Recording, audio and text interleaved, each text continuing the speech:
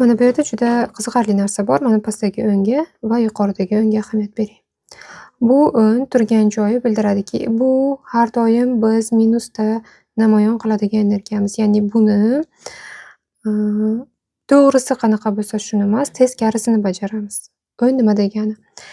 O'ng bu hamma narsaga yaxshi qara olish, ishonch, omadga ishonch. Bu pastga kelganda bu ishonchsizlik, o'zimni omadim kelishiga, dunyoni xavfsiz ekanligiga ishonmayman degani. Va mana shu holat bizda o'zgarishi bilan yaxshi polga chiqa olamiz degani.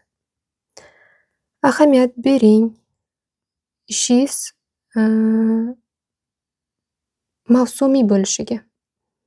Ya'ni qishki mavsumda yoki yozgi mavsumda nima interesni shu narsalarni, masalan, aytaylik, sotish yoki dam olish, odamlarni hordiq chiqarishi, odamlarni mazza qilishiga xizmat ko'rsatish.